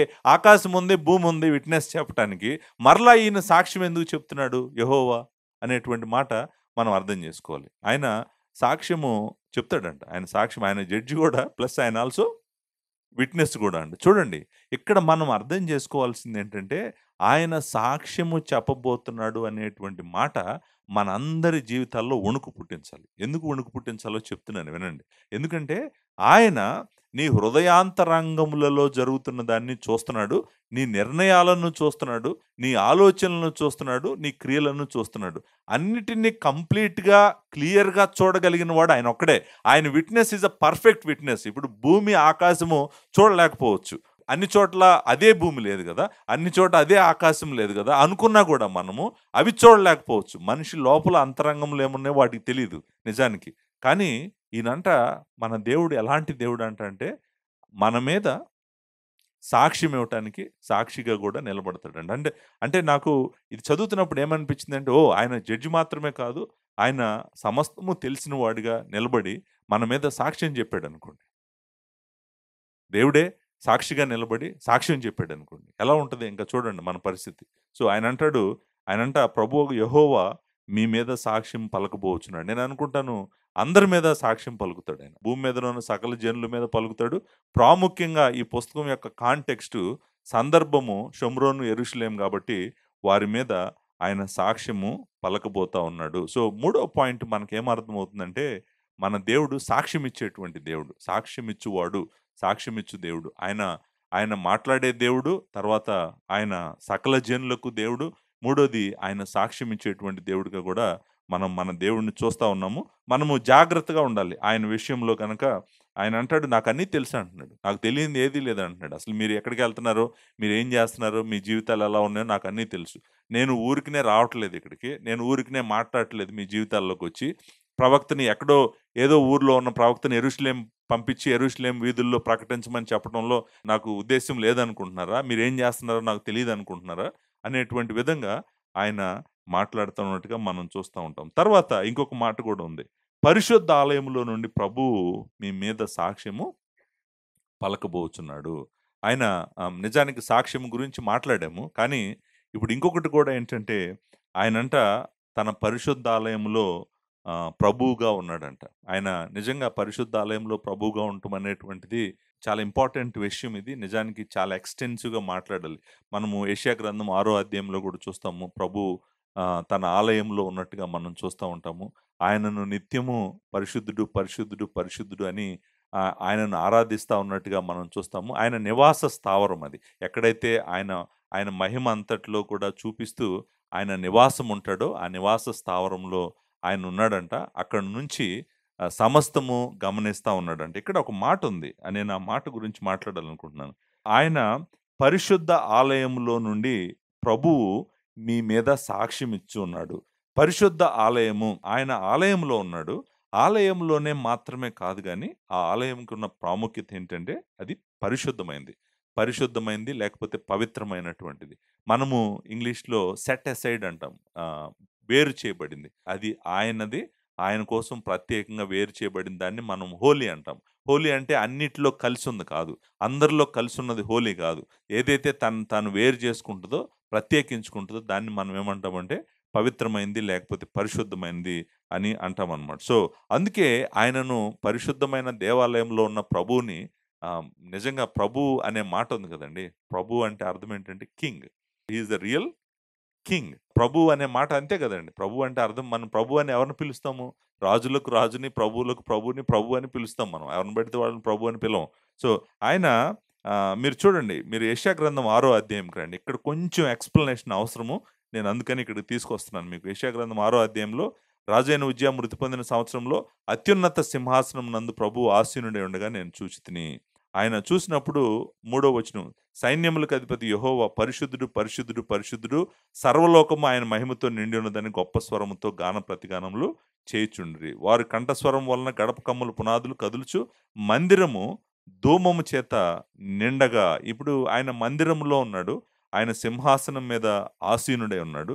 మనము పరిశుద్ధాలయము లేకపోతే మందిరము ఆయన నివాస స్థావరంలో ఆయన ఉన్నట్టుగా మనము ఇక్కడ చూస్తాము. కానీ యెషయా ఒక మాట అంటాడు 5వ వచనంలో ఏమంటాడంటే నేను అయ్యో! నేను అపవిత్రమైన పెదవులు గలవాడిని, అపవిత్రమైన పెదవులు గల జనుల మధ్య నివసించువాడిని నేను నశించితినన్న తర్వాత ఇక్కడ ఒక మాట అంటాడు. రాజును సైన్యములకు అధిపతి యెహోవాను నేను కనులారా చూసి తిని అంటాడు. ఇప్పుడు చూడండి ఆయన నేను దేవుడిని చూశాను అనేటువంటిది ఆయన చెప్పాలనుకున్నటువంటి పాయింట్. కానీ ఆయన ఫోకస్ అంతా కూడా ఎక్కడికెళ్ళింది తెలుసా? నేను రాజుని చూసాను. ఆయన ఏమంటున్నాడు? నేను ఎవరిని చూసాను అంటున్నాడు? రాజును సైన్యములకు అధిపతి యెహోవాను నేను కన్నులారా చూసితిని. సో, ఆయన ఇమేజరీ సైన్యములకు అధిపతి అనేటువంటిది కూడా చాలా ఇంపార్టెంట్ ఇమేజరీ. ఎందుకంటే ఆయన వెళ్తుంటే ఆయనతో పాటు వేవేల కొలది దూతలతో, సైన్యాలతో ఆయన వెళ్తా ఉంటాడు. సో, ఆయన రాజుగా మనం ఆయన చూస్తాము. ఆయన నివాస స్థావరము పరిశుద్ధ ఆలయము, లేకపోతే పరిశుద్ధ స్థలము అనేటువంటిది, పరిశుద్ధ మందిరము అనేటువంటిది ఇక్కడ చూస్తాము. ఆలయం అనేటువంటిది అక్కడ చూస్తాము. సో, మనము నెక్స్ట్ అంటే ఇది ఎందుకు ఇంపార్టెంట్ అంటే ఆయన ఎక్కడైతే తన మహిమలో ఉంటాడో, ఆయనను నిత్యము పొగుడుతూ, ఆరాధిస్తూ ఉంటారో, అలాంటి స్థలంలో ఉన్నప్పటికి కూడా ఆయనకు భూమి మీద జరుగుతుందంతా కూడా ఆయనకి తెలుసు. అక్కడి నుంచి కూడా ఆయన గమనిస్తా ఉన్నాడు. ఆయన చూస్తా ఉన్నాడు. సో, నాలుగో పాయింటు మనం అర్థం చేసుకోవాల్సిందేంటంటే, మన దేవుడు పరిశుద్ధుడైనటువంటి దేవుడు. పరిశుద్ధుడు అనేటువంటిది ఇంపార్టెంట్. ఆయన హోలీ. పరిశుద్ధ ఆలయంలో నివాసం ఉన్నటువంటి వాడు మన దేవుడు పరిశుద్ధుడు అనేటువంటిది నాలుగో పాయింట్. ఐదో పాయింట్. ఐదో పాయింటు మనం ఇక్కడికి వచ్చేస్తున్నాం. పరిశుద్ధాలయం నుంచి మీ మీద సాక్ష్యం పలకబోచున్నాడు అనేటువంటిది మనం ఆల్రెడీ చూసాం. మూడో వచనానికి వస్తున్నాను. మూడో వచనంలో ఇదిగో యెహోవా తన స్థలము విడిచి బయలుదేరుచున్నాడు. ఇప్పుడు చూడండి. ఇప్పుడు ఆయన, ఆయన తన స్థలాన్ని విడిచి ఎక్కడ ఎక్కడ ఏం చేస్తున్నాడంటే ఇప్పుడు బయలుదేరుతున్నాడు. ఇప్పుడు నేను అనుకుంటాను మేకా ఈ మాటలు చెప్తుంటే యెరూషలేములో వాళ్ళు ఎలా ఫీల్ అయ్యారో నాకు తెలీదు గానీ, దేవుడే తన పరిశుద్ధ ఆలయమును విడిచిపెట్టి వస్తున్నాడు అనేటువంటి విషయం మనం వినగానే 2 రెస్పాన్సెస్ వస్తాయి మనకు జనరల్‌గా హార్ట్‌లో నుంచి. ఒకటి దేవుడు వస్తున్నాడా? మా కష్టాలు చూస్తున్నాడా? మా ఇబ్బందులు చూస్తున్నాడా? మా బాధ చూస్తున్నాడా? మమ్మల్ని విడిపించటానికి వస్తున్నాడా? మాకు సహాయం చేయటానికి వస్తున్నాడా? మమ్మల్ని ఆదరించడానికి వస్తున్నాడా? దేవుడు వస్తున్నాడు అనేటప్పటికి మీరు ఊహించండి. ఇశ్రాయేలీయులకు ఐగుప్తులో ఉన్నప్పుడు వారు వెట్టి చాకిరీ చేస్తూ బతకడం ఎందుకు అనుకుంటున్న పరిస్థితుల్లో దేవుడే వస్తున్నాడు మీ దగ్గరికి అంటే వాళ్ళకి ఎలా ఉంటది? చాలా, చాలా జాయ్‌ఫుల్‌గా ఉంటది. చాలా ఆనందంగా ఉంటది. ఉత్సాహం వచ్చేస్తది. ఇంకొక సైడ్ గూడా ఉంది దీనికి. ఇంకొక రియాక్షన్, ఎమోషన్ గూడా ఉంది దీనికి. అదేంటో తెలుసా అండి? దేవుడు వస్తున్నాడు అనేటప్పటికే, ఓహ్! నేనేం చేశాను? ఎక్కడో రాంగ్ ఎళ్ళింది నా జీవితంలో. ఎక్కడో తప్పు జరిగింది. ఆయనే లేచి పరిశుద్ధాలయంలో నుంచి వస్తున్నాడంటే, ఇది మామూలు తప్పు గాదు. చాలా దారుణమైన తప్పులు చేస్తున్నట్టున్నాను నేను నా జీవితంలో. ఏదో జరుగుతుంది. సో, ఇది రెండో రియాక్షన్. సో, మొదటి రియాక్షన్ ఒకటుంది. రెండో రియాక్షన్ ఉంది. నేను అనుకుంటాను యెరూషలేములో ఆయన ప్రకటిస్తా ఉన్నప్పుడు మరి ఇశ్రాయేలీయులు ఈ 2 రియాక్షన్స్‌లో నుంచి ఎళ్ళొచ్చు. ఎందుకంటే వాళ్ళ చుట్టూ ఎనిమీసే. చాలా దారుణమైన ఎనిమీస్ ఉన్నారు. అప్పుడు అస్సిరియా వెరీ పవర్‌ఫుల్ వరల్డ్ పవర్‌గా ఉందన్నమాట. అష్షూరీయులు అంటారు కదా! Assyrian Kingdom. Very powerful dominant Kingdom నార్త్‌లో ఉంది. సౌత్‌లోనేమో ఈజిప్షియన్ కింగ్‌డమ్ ఉంది. మరి ఈస్ట్ నార్త్‌లోనేమో సిరియన్ కింగ్‌డమ్ ఉంది. సో, ఒకటి కాదు. పొలిటికల్‌గా చాలా డిఫికల్ట్ టైమ్‌లో ఉన్నారు వీళ్ళు. బట్ పొలిటికల్ సంగతి పక్కన పెడితే అసలు వీళ్ళు ఈ మాట వింటుండగానే నేను అనుకుంటాను దేవుడు లేచి బయలుదేరుతున్నాడు అనేటువంటి మాట మీరు వినగానే ఎలాంటి స్పందన రావాలో చూడండి. ఆయన అంటాడు మూడో వచనంలో, "ఇదిగో యెహోవా తన స్థలము విడిచి బయలుదేరుచున్నాడు. ఆయన దిగి భూమి యొక్క ఉన్నత స్థలముల మీద నడవబోచున్నాడు." చూడండి ఇది ది లార్డ్ కమింగ్. మనం నిజానికి ఆహ్, ఆయన, ఆయన వచ్చినట్టు, ఆయన నడిచినట్టు, ఆయన వెళ్ళినట్టు మన కంటికి కనిపించదు. కొన్నిసార్లు కనిపిస్తది. కొన్నిసార్లు ఎలా కనిపిస్తదంటే, ఆయన సినాయి పర్వతం మీదకి వేవేల దూతలతో దిగివచ్చినప్పుడు, సినాయి పర్వతం అంతా గూడా అగ్నితో, ధూమముతో నిండిపోయింది. సో, ఆయన, ఆయన వస్తున్నాడు అంటే, ఆయన వస్తున్నాడంటే వస్తమే మాత్రమే కాదు, ఉన్నతమైన స్థలములలో, ఎత్తైనటువంటి స్థలములలో, high places of the earth అంటాం. High places of the earth ఏంటి? మౌంటైన్సే కదా! High places of the earth అంటే ఏంటి? ఉన్నత స్థలాలంటే ఏంటి భూమి మీద? భూమి మీద ఎత్తైన స్థలాలంటే ఏంటి? పర్వతాలే గదా! పర్వతాల మీదకి ఆయన రాబోతా ఉన్నాడంట. అంతేకాదు ఆయన దిగి భూమి యొక్క ఉన్నత స్థలముల మీద నడవబోచున్నాడు. చూడండి ఆ పిక్చర్ చూడండి. ఆయన నడుస్తాడంట. ఆయన నడవగా ఏం జరుగుతుందంట? అగ్నికి మైనము కరుగునట్లు పర్వతములు కరిగిపోవును. లోయలు విడిపోవును. వాటము మీద పోసిన నీరు పారునట్లు అవి కరిగి పారును. ఇక్కడ మీరు చూసారు. పిక్చర్ చూసారు గదండీ. 2 సిమిలీస్ వాడాడిక్కడ. మనం అంటే ఎలా ఉంటది ఆయనొచ్చి పర్వతాల మీద నడుస్తున్నప్పుడు ఏం జరుగుతది పర్వతాల మీద అనేటువంటిది. మీరు ఒకటి ఏమన్నాడంట పర్వతాల మీద ఆయనొచ్చినప్పుడు, ఆయన నడుస్తా ఉన్నప్పుడు ఆ పర్వతాలంట అగ్నికి మైనం కరిగినట్లుగా పర్వతములు కరిగిపోతాయంట. ఆయన ఆయన సన్నిధికి, ఆయన ఆయన ప్రెజెన్స్‌కి మొత్తం బర్న్ అయిపోతాయి, లేకపోతే మెల్ట్ అయిపోతాయి. మెల్ట్ అయిపోయి కరిగిపోతాం అంటే మీకు తెలుసు కదా! కరిగిపోయి మెల్ట్ అయిపోతాయండి. మెల్ట్ అయిపోవటమే కాదు, లోయలు విడిపోయి వాటము మీద పోసిన నీరు పారునట్లు అవి కరిగి పారును. ఇప్పుడు చూడండి, మీరు పర్వతాల్లోకి వెళ్ళినోళ్ళకి ఎవరికైనా ఈ పిక్చర్ అర్థమవుతది. పర్వతాల మీద ఉన్నటువంటి మంచు కరిగిందనుకోండి. కరిగినప్పుడు ఏమవుతది? ఎటులోకొస్తది? లోయల్లోకే వస్తది కదా! లోయలలోకొచ్చి లోయలలో నుంచి ప్రవహిస్తది. అంతే కదా! మౌంటైన్స్ మీదున్న ఐస్ అంతా మెల్ట్ అయితే రివర్స్ ఫార్మ్ అవుతాయి కదా! రివర్స్ ఫార్మ్ అయ్యి, ఆ రివర్స్ అన్నీ కూడా కిందకొచ్చేస్తా ఉంటాయి. అదే కదా పిక్చరు. పిక్చర్ అదే. ఇప్పుడు మౌంటైన్సే మెల్ట్ అయినియనుకోండి. అంటే పర్వతాలే కరిగిపోయినియనుకోండి. పర్వతాలు కరిగిపోతే దేంట్లోకి రావాలి ఇప్పుడు పర్వతాలు? లోయల్లోకి రావాలి గదా! ఆ లోయలే గదా మనం అక్కడ చూస్తున్నాము. లోయలు విడిపోవును అనే మాట ఉంది గదా! వ్యాలీ అంటాం గదా మనం. పర్వతాలే మెల్ట్ అయిపోయినాయనుకోండి. మెల్ట్ అయిపోయినప్పుడు లోయల్లోకి పర్వతాలే వచ్చేస్తా ఉంటాయి. వచ్చేస్తా ఉన్నప్పుడు ఏం జరుగుతా ఉంటదంటే, ఇప్పుడు వాటము అంటే ఏంటి? వాటం అంటే ఇదిగో ఇలా ఉంటది గదా! దాన్ని వాటం అంటాం. అంటే స్లోప్ అంటాం గదా! ఆ స్లోప్ మీద మీరు వాటర్ పోసారనుకోండి, ఎప్పుడైనా పర్వతాల్లో నుంచి రివర్ ఇలా ఫ్లో అవ్వదు గదా! ఇలానే ఫ్లో అవుతది. చాలా ఫోర్స్‌ఫుల్‌గా ఫ్లో అవుతది. అంటే ఒక్కసారి వాటర్ మీద నీరు పడిందంటే అది వెనక్కి రావడం అంటే ఏమి ఉండదనమాట. అది ఇలా కిందకెళ్ళిపోతా ఉంటది గదా! ఆయన ఏమంటున్నాడంటే, ఆయన రాకడ వచ్చినప్పుడు, భూమి మీదకొచ్చినప్పుడు, ఆయన పరిశుద్ధ ఆలయమును విడిచిపెట్టి భూమి మీదకొచ్చినప్పుడు, ఆయన ఉన్నత స్థలాల మీద ఆయన నడుస్తా ఉన్నప్పుడు, పర్వతాలు మెల్ట్ అయిపోయి ఎలా మెల్ట్ అవుతాయంటే, మెల్ట్ అయిందంతా గూడా ఈ వ్యాలీస్‌లో నుంచి, ఆ లోయల్లో నుంచి ఓటము మీద పోసిన నీరులాగా పోసుకుంటా కిందకెళ్ళిపోతా ఉంటది. అనేటువంటిది అక్కడ ఇస్తున్నటువంటి పిక్చర్ అనమాట. ఇమేజ్ ఏంటంటే చాలా డ్రెడ్‌ఫుల్‌గా ఉంటది.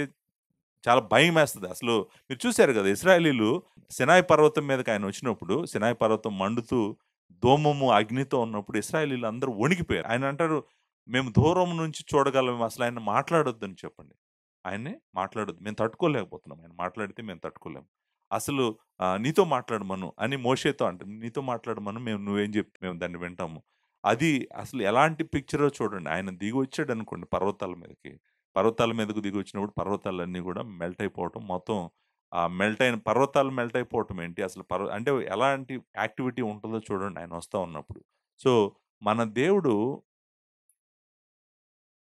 ఆయన పరిశుద్ధాలయమును విడిచిపెట్టి భూమి మీదకొచ్చి, భూమి మీద ఉన్నత స్థలాల మీద నడుస్తా ఉన్నప్పుడు, భూమి ఎలా ఉంటదో మేకా వర్ణిస్తా ఉన్నాడు. వర్ణిస్తూ ఉన్నప్పుడు మనకేమర్థమవుతుందంటే, మన దేవుడి గురించి మనకేమర్థమవుతుందంటే, ఆయన చాలా శక్తిగల దేవుడు. ఆయన చాలా శక్తిగల దేవుడు. ఇదంతా నాకు చదువుతున్నప్పుడు అనిపించిందేంటంటే, మన దేవుడు శక్తి కలిగినటువంటి వాడు. ఐ మీన్ పర్వతాలే అలా అయిపోతా ఉన్నాయనుకోండి ఆయన వస్తుంటే, ఇక మన భూమి పరిస్థితి ఏంటి? ఆకాశం పరిస్థితి ఏంటి? ఆయన ఆకాశమును వంచి వస్తాడండి. మన 144 కీర్తనలో మనం చదివాం గదా! He bends the skies and he will come down to the earth. మనం ఆ మాటలు చదివినప్పుడు నాకు కూడా నిజంగా ఎంత పవర్‌ఫుల్ దేవుడు మన దేవుడు. ఆయనొచ్చినప్పుడు పరిస్థితి ఎలా ఉంటదంటే నిజంగానే ఆయన చాలా శక్తిగల దేవుడుగా మనం ఇక్కడ చూస్తామనమాట. నెక్స్ట్ మనము ఐదో వచనము అసలు ఇంతకీ ఇప్పటివరకు ఏం జరిగింది? భూమి మీదనున్న సమస్త జనులను పిలిచాడు. ఆయన పిలవటం మాత్రమే కాదు, ఆయన పరిశుద్ధమైన ఆలయంలో పరిశుద్ధుడిగా మనం చూసాము. పరిశుద్ధుడమైన రాజుగా ఆయన మనం చూసాము. ఆయన భూమి మీద సకల జనులకు దేవుడిగా చూసాము. ఇంతవరకు అసలు ఆయన ఎందుకు బయలుదేరుతున్నాడో, ఏం జరుగుతుందో ఏమి తెలీదు మనకింతవరకు. మనకు విషయమైతే ఏం తెలీదు. ఇప్పుడు మనము అసలు పాయింట్ దగ్గరికి వస్తున్నాము. దగ్గరికి వచ్చేస్తున్నాము. ఆయన ఎందుకు వస్తున్నాడు అనేటువంటిది ఇప్పుడు చెప్పబోతున్నాడు మీకా. ఇప్పటి వరకు బానే ఉంది. ఇశ్రాయేలీయులందరూ చాలా ఎక్సైటింగ్‌గా ఉండుంటారు. ఇప్పటి వరకు కూడా. ఇప్పుడు మీరు జాగ్రత్తగా వినండి. 5వ వచనం. యాకోబు సంతతి చేసిన తిరుగుబాటును బట్టియు, ఇశ్రాయేలు సంతతి వారి పాపములను బట్టియు ఇదంతయు సంభవించును. యాకోబు సంతతి వారు తిరుగుబాటు చేయుటకు మూలమేది? అది షోమ్రోనే కదా! యూదా వారి ఉన్నత స్థలములు ఎక్కడివి? యెరూషలేములోనివే కావా? జాగ్రత్తగా వినండి. ఇప్పుడు విషయమైతే చెప్పేసాడు డైరెక్ట్‌గా. ఆయన ఎందుకు వస్తున్నాడంటే, వీళ్ళని ఆశీర్వదించడానికి కాదు, వీళ్ళని రక్షించడానికి కాదు, వీళ్ళని శిక్షించడానికి వస్తున్నాడు. ఆయన చాలా కోపంగా ఉన్నాడు. ఉగ్రుడుగానే ఉన్నాడు మనకి. ఇప్పటి వరకైతే మనకు అర్థమవుతుందేంటంటే, ఆయన కోపంగా ఉన్నాడు. ఆయన ఏమి వీళ్ళని బ్లెస్ చేయటానికి, వీళ్ళని కాపాడటానికి, రక్షించటానికి రావట్లేదు. నేననుకుంటాను ఈ మాటలు చెప్పటానికి ముందు చాలా అవకాశాలు వీళ్ళకి ఇచ్చుంటాడు దేవుడు. చాలాసార్లు ఆయన దగ్గరికి తిరిగి రమ్మని చెప్పుంటాడు. కానీ వాళ్ళు ఆయన మాట వినలేదు. విన్నప్పుడు ఇక్కడ మనం ఏం చూస్తామంటే యాకోబు సంతతి చేసిన తిరుగుబాటు. తిరుగుబాటు అంటే మీకు తెలుసు ఆల్రెడీ. అంటే ఆయన చెప్పినటువంటి మార్గంలోకి వెళ్ళకుండా వేరే మార్గంలో వాళ్ళ ఇష్టమైన మార్గాలలో ఆయన మాట వినకుండా, ఆయనను లెక్క చేయకుండా వాళ్ళ ఇష్టం వచ్చినట్టు చేశారంట. ఎవరు? యాకోబు. యాకోబు, ఇశ్రాయేలు ఇద్దరు ఒకళ్ళే కదా! మీకందరికి తెలుసు ఆ పేరు. యాకోబు పేరే ఇశ్రాయేలు. సో, ఇశ్రాయేలు సంతతి వారి పాపములను బట్టి ఇదంతయు సంభవించును. తిరుగుబాటు, పాపములు ఆ 2 మాటలు ఏంటంటే ఏం చెప్తున్నాయంటే వాళ్ళ జీవితాలు దేవుడి బిడ్డల్లాగా లేవసలు. దేవుడిని లెక్క చేస్తలేదు వాళ్ళు. వాళ్ళ ఇష్టానుసారంగా బ్రతుకుతున్నారు. వాళ్ళ ఇష్టం వచ్చినట్టు బ్రతుకుతున్నారు. కాబట్టే దేవుడే తన పరిశుద్ధాలయం విడిచిపెట్టి భూమి మీదకి వస్తాడంట. వచ్చి ఆయన అంటాడు, "ఎక్కడ జరుగుతుంది పాపం" అని అడిగితే ఆయన అంటాడు, "యాకోబు సంతతి వారు తిరుగుబాటు చేయుటకు మూలమేది? అది షోమ్రోనే కదా" అంటున్నాడు. అంటే అర్థం ఏంటంటే మెయిన్ టార్గెట్ అంతా మెయిన్ పాపం అంతా ఎక్కడ జరుగుతుంది? క్యాపిటల్ సిటీలోనే జరుగుతుంది. నార్దర్న్ కింగ్‌డమ్‌లోనేమో క్యాపిటల్ సిటీ అయిన షోమ్రోన్‌లో జరుగుతుంది. యోధావారు పాపం ఎక్కడ చేస్తున్నారు? ఉన్నత స్థలాలు ఎక్కడివి అని అంటున్నాడు. యెరూషలేములోనే కదా! అంటే యెరూషలేములో దేవాలయం ఉండగా, దేవాలయం ఉంచుకొని వాళ్ళు ఏం చేశారు చుట్టుపక్కల కొండలన్నిటిలో కొండలన్నిటి మీద ఈ ఈ ఈ స్థలాలు అంటాం కదా! మనం ఉన్నత స్థలాలు అంటాము. ఉన్నత స్థలములను స్థాపించారు. స్థాపించి వేరే దేవతలను అక్కడ పెట్టి, వేరే దేవతలకు బలులు అర్పిస్తూ అంటే ఈ దేవాలయము, నిజమైన దేవుడు, ఆరాధన ఇదంతా వదిలేసి, నిబంధన, ధర్మశాస్త్రము, దేవుని వాక్యము అంతా వదిలేసి, వాళ్ళు వేరే దేవతలను పెట్టుకొని, వేరే దేవుళ్ళను పెట్టుకొని, ఉన్నత స్థలాలు పెట్టుకొని అక్కడికెళ్ళి ఆరాధన చేస్తా ఉన్నారు. ఆరాధన చేస్తా ఉన్నారు. యెరూషలేం చుట్టూ అది జరుగుతుంది. మీరు ఆ ముగ్గురు రాజుల్లో ఆహాజు గురించి చదివారనుకోండి. ఆహాజు ఏం చేశాడు? యెరూషలేంలో ఆహాజు పరిస్థితి ఏంటి? అనేటువంటిది మీరు చదివారనుకోండి. మీకు అర్థమవుతది. నేను హిస్టారికల్ బ్యాక్‌గ్రౌండ్ కోసం నేను ఇంతకు ముందు మెసేజెస్‌లో చెప్పాను. ఇతను ఎలాంటి రాజు? ఏం చేశాడు ఇశ్రాయేలీయులని? వీళ్ళలో నేను అనుకుంటాను ఆహాజు ఒక మంచి రాజు కాదు. హిజ్కియా జీవితం మంచిగానే ఉంటది. కానీ మీరు గమనించాల్సిందేంటంటే వీళ్ళందరూ ఏం చేశారు? లీడర్‌షిప్ నుంచి, రాజుల నుంచి, యాజకుల నుంచి అందరూ గూడా దేవుని ధర్మశాస్త్రాన్ని విడిచిపెట్టి, దేవుని ఆలయాన్ని, ఆరాధనను విడిచిపెట్టి, దేవుడినే విడిచిపెట్టి ఆయన మీద తిరుగుబాటు చేసి, పాపం చేస్తా షోమ్రోన్‌కైతే అసలు ఆమోస్ గ్రంథం వినండి. షోమ్రోన్ కథ అయితే చాలా దారుణంగా ఉంటదండి. సో, షోమ్రోను పాపం చేసిందంట. షోమ్రోన్ తిరుగుబాటు చేసిందంట. యెరూషలేం పాపం చేసిందంట. యెరూషలేం గూడా తిరుగుబాటు చేసిందంట. అందుకని ఆయన వస్తున్నాడు. ఐదో వచనం మనకేం చెప్తుందో తెలుసా అండి? ఆయన తీర్పు తీర్చు దేవుడు. ఐదో వచనం అది నెక్స్ట్ పాయింటు. ఆయన మాట్లాడే దేవుడు, ఆయన సకల జనులకు దేవుడు, ఆయన సాక్ష్యమిచ్చు దేవుడు, ఆయన పరిశుద్ధ దేవుడు, ఆయన శక్తిగల దేవుడు. అంతేకాదు ఆయన తీర్పు తీర్చు దేవుడు. పాపం చేస్తా ఉంటే, మనుషులు వాళ్ళ ఇష్టానుసారంగా బ్రతుకుతా ఉంటే ఆయన విడిచిపెట్టడు. ఆయన తప్పకుండా వస్తాడు. వచ్చి పాపం ఏంటో చెప్తాడు. ఎందుకు ఆయనొచ్చాడో చెప్తున్నాడిప్పుడు. వాళ్ళు చేసిన పాపము ఏంటి? తిరుగుబాటు చేశారు, పాపం చేశారు అనేటువంటిది మనకి అర్థమవుతా ఉందనమాట. చూడండి నేను ఇంకొక పాయింట్ ఉంది. అది గూడా చెప్పిన తర్వాత ఒకసారి మనము మన జీవితాలను ఎవాల్యుయేట్ చేసుకుందాం. పరీక్షించుకుందాం. తర్వాత ఇప్పుడు కాబట్టి అనే మాట ఉంది కదండీ! కాబట్టి అంటే అర్థం ఏంటి? అంటే మీరు పాపం చేశారు కాబట్టి తీర్పు తీర్చాడు. ఆయన తీర్పు తీర్చినప్పుడు ఆయనే సాక్ష్యం చెప్తున్నాడు. ఆయనే న్యాయాధిపతిగా ఉన్నాడు. తీర్పు తీరుస్తున్నాడంటే అర్థం ఏంటి? 2 ఆయనే చేస్తున్నాడు. సాక్ష్యం ఆయనే చెప్తున్నాడు. తీర్పు కూడా ఆయనే తీర్పు తీరుస్తున్నాడు. ఇప్పుడు తీర్పేంటి? వాళ్ళకేం జరగబోతుంది? తీర్పు తీరుస్తున్నాడు. కానీ తీర్పు తీర్చడంతో పాటు ఇప్పుడు ఏం చేస్తున్నాడు? నెక్స్ట్ వాళ్ళని శిక్షించబోతున్నాడు. కాబట్టి అనే మాట ఉంది కదండీ! కాబట్టి నేను షోమ్రోనును చేనిలోనున్న రాళ్ల కుప్ప వలె చేసెదను. ద్రాక్ష చెట్లు నాటదగిన స్థలముగా దానిని ఉంచెదను. దాని పునాదులు బయలుపడునట్లు దాని కట్టుడు రాళ్లను లోయలో పారబోసెదను. దాని చెక్కుడు ప్రతిమలను పగలగొట్టుదును. దాని కానుకలు అగ్నిచేత కాల్చబడును. అది పెట్టుకొనిన విగ్రహములను నేను పాడు చేతును. అది వేశ్యయే సంపాదించుకున్న జీతం పెట్టి వాటిని కొనుక్కొనెను గనుక అవి వేశ్యయగు దాని జీతములుగా మరలా ఇయ్యబడును. చాలా విషయాలున్నాయి. నేను ఒక్కొక్కటి త్వరగా మీకు చెప్పటానికి ప్రయత్నం చేస్తాను. ఈరోజు ఏడో వచనం ఎండ్ వరకు ఎళ్ళాలి మనం. సో, ఒక్కొక్కటి నేను మీకు ఎక్స్‌ప్లెయిన్ చేయటానికి ప్రయత్నం చేస్తాను. ఇదంతా గూడా దేవుడు వీళ్ళని ఎలా శిక్షించబోతున్నాడో చెప్తున్నాడనమాట. సో, ఏడో పాయింట్ దేవుడు ఎవరంటే శిక్షించు దేవుడు. ఆయన తీర్పు తీర్చి వదిలేయలేదు. ఏడో పాయింట్ ఏంటి? శిక్షిస్తున్నాడు. వాళ్ళని ఎలా శిక్షిస్తాడో, ఆ శిక్ష ఎలా వస్తదో, చెప్తున్నాడు, వివరిస్తున్నాడు అనమాట. ఆ జడ్జిమెంట్ యొక్క డిక్లరేషన్ అంటాం కదా! He is declaring, pronouncing the actual judgement on them so that they will experience it. వాళ్ళు అనుభవించబోతా ఉన్నారు. కాబట్టి అనే మాటకు అర్థం ఏంటి? కాబట్టి అంటే అర్థము, ముందు ఏం చేశారో చెప్పాడు. చెప్పి మీరిలా చేశారు కాబట్టి మీకిది జరగబోతా ఉంది. ఏం జరగబోతా ఉందంట?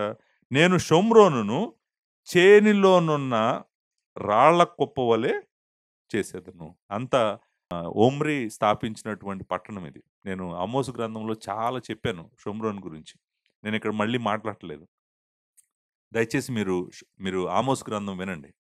క్యాపిటల్, నేషనల్ క్యాపిటలు దాదాపు ఒక 300 అడుగుల ఎత్తున కొండ మీద ఉంటది షోమ్రోన్. చాలా మంచి ఎక్సలెంట్ పట్టణము. కానీ దేవుడు ఏమంటున్నాడంటే, ఆ పట్టణాన్ని ఏం చేస్తాడంట? ఏం చేస్తాడంట? నాశనం చేస్తాడంట. ఎలా నాశనం చేస్తాడో చూడండి, ఏం చెప్తున్నాడు ఆయన? షోమ్రోనును చేనిలో ఉన్న రాళ్ళ కుప్ప వలె చేస్తాను. మొత్తం అంటే ఇంకా ఆ పట్టణంలో ఉన్న ప్రజల పరిస్థితి ఏంటి? వాళ్ళ ఇల్లు పరిస్థితి ఏంటి? ప్యాలెసెస్ పరిస్థితి ఏంటి?